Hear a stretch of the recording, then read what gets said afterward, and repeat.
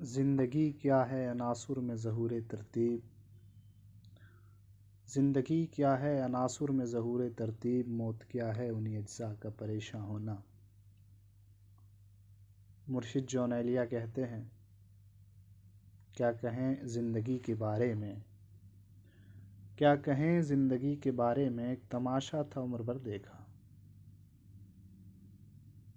गालिब ने कहा था कि बाज़ीचाए इत्तिफ़ाल है दुनिया मेरे आगे, होता है शबो रोज़ तमाशा मेरे आगे। अगर इंसानी फ़िक्र व फ़लसफ़े की बात की जाए और वो इस तनाजुर में की जाए कि इंसान के यहाँ ज़िंदगी की क्या डेफिनेशन रही है, या वो ज़िंदगी किसे कहता है, इस हवाले से मेरी फ़िक्र जहाँ तक काम करती है वो ये है कि इंसान इससे पहले कि उस पर ये तहकीक की जाए कि वो इंसान इन ज़िंदगी की डेफिनेशन या ज़िंदगी के क्या मुआयने तय करता है, या उनके पैमान, उनके नक्श, या उसका मायार या उसका लाए अमल उसने क्या तय किया है, इससे कबल इस चीज़ पे गौर करने की ज़रूरत है कि वो इंसान किस हालात में पैदा हुआ है। यानी उसकी पैदाइश, उसकी नशो नुमा किस माहौल ने की है, वो किन ख़यालात, किन जज्बात और इससे बढ़ के कि किन सिचुएशंस यानी हालात ने उसे जन्म दिया है, ये बड़ा अहम रोल अदा करता है आपके फ़िक्र फ़लसफ़े, आपके एहसासात व जज्बात को मॉडिफाई करने में या उसे बयान करने में।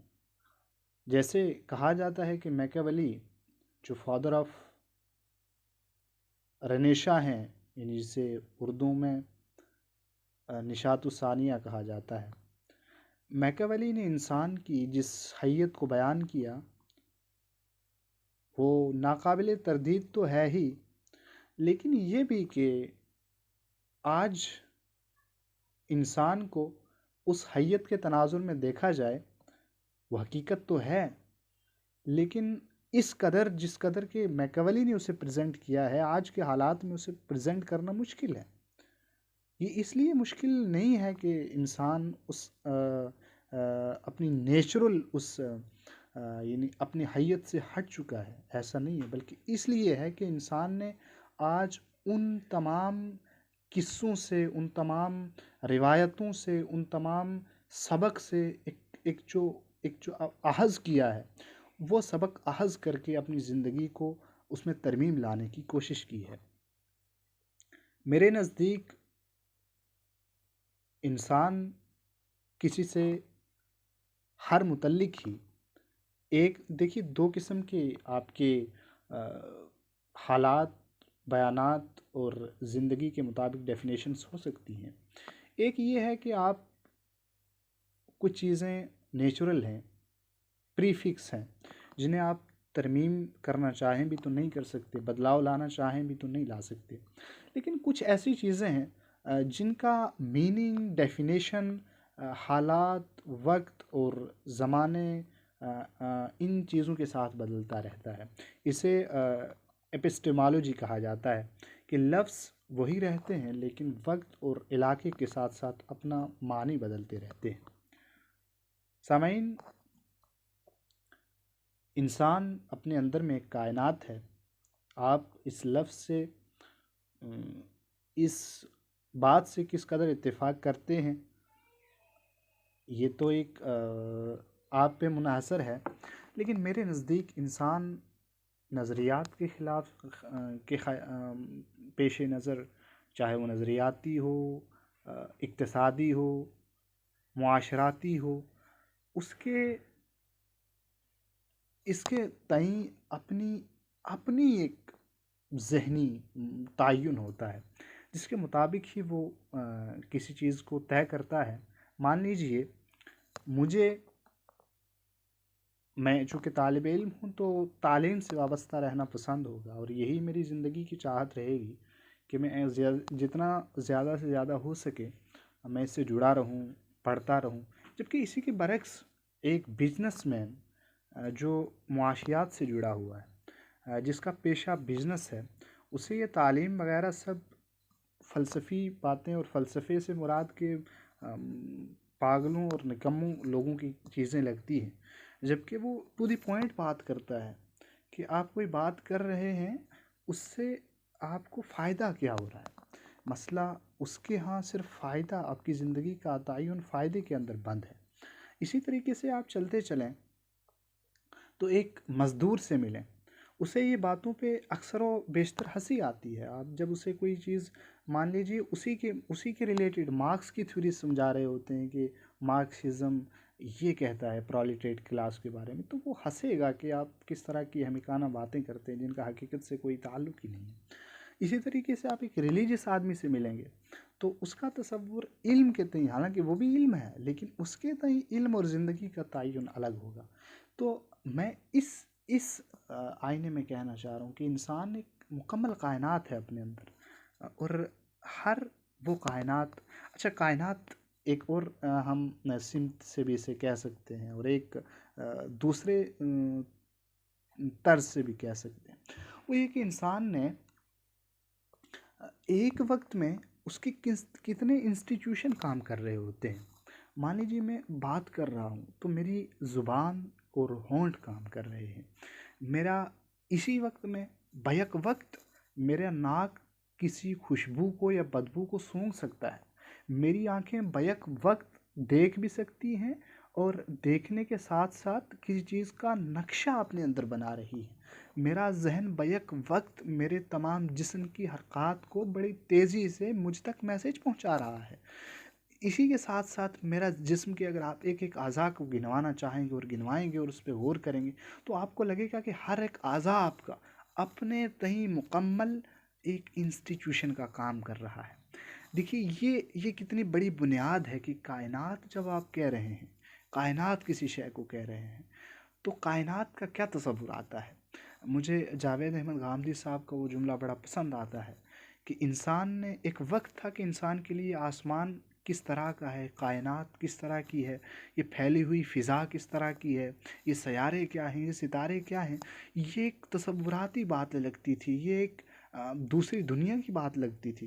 तग़य्युरात वक्त ने ये तयन कर लिया कि नहीं, सयारे तो हमारी, सियारों को हम अपनी आंखों से देख सकते हैं, सितारों को देख सकते हैं, कायनात में घूम सकते हैं।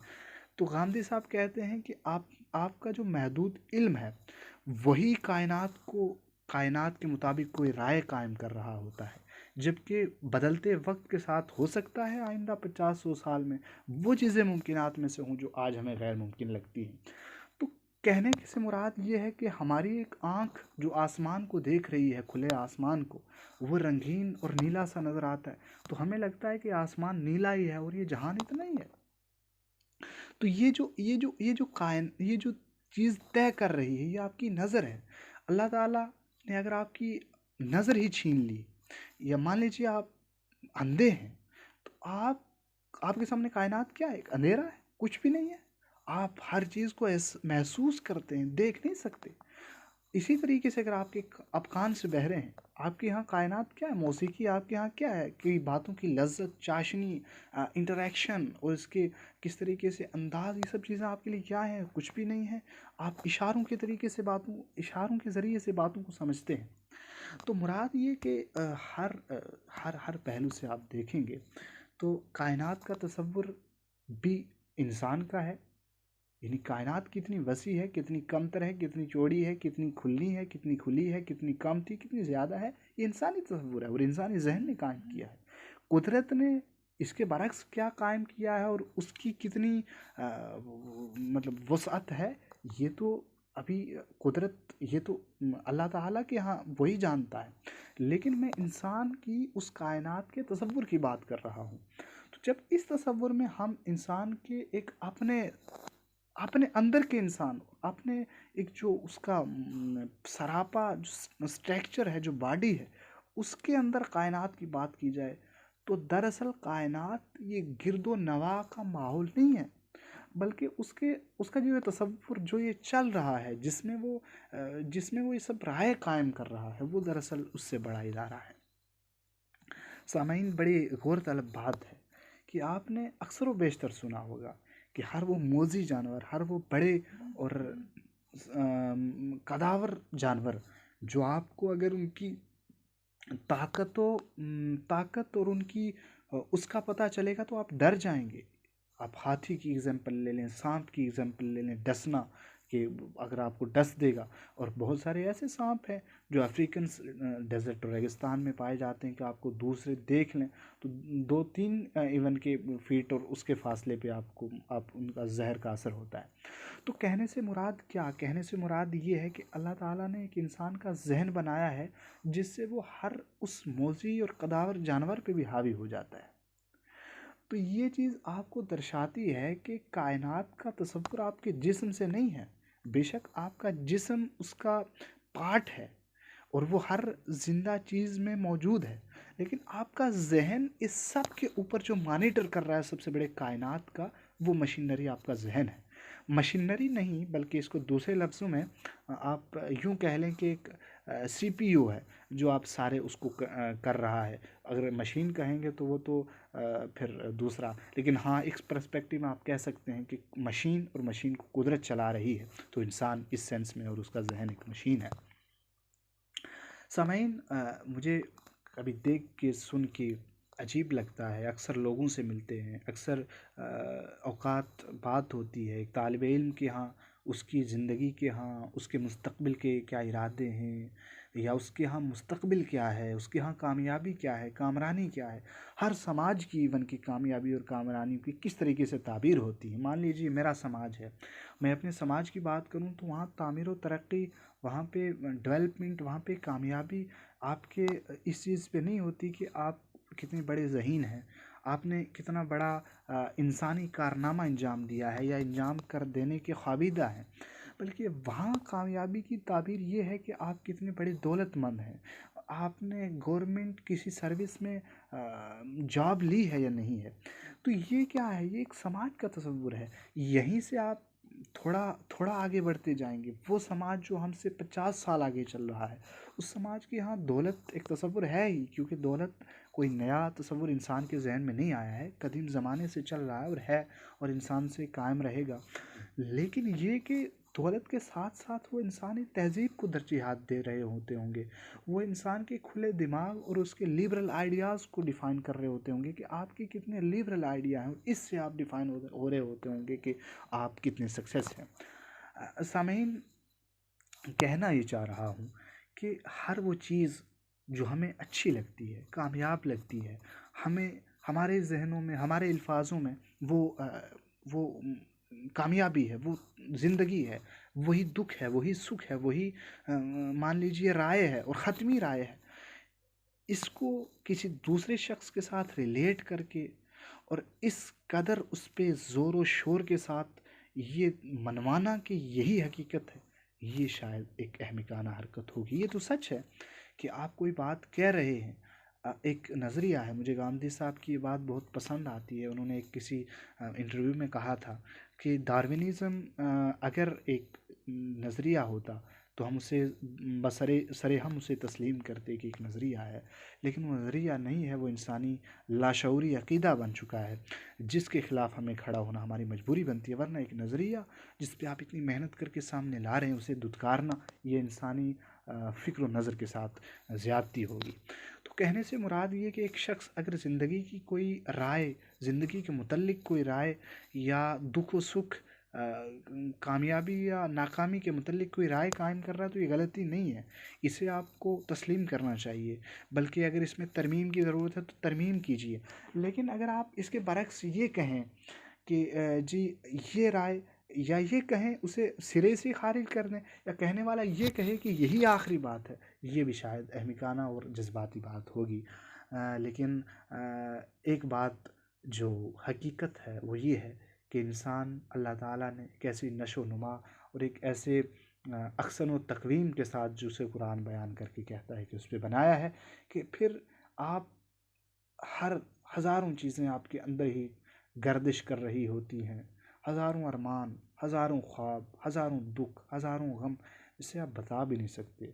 बहुत बार आप बताना भी नहीं चाहते, और मुतअद्दिद बार तो ऐसा होता है कि बताने के काबिल ही नहीं होती।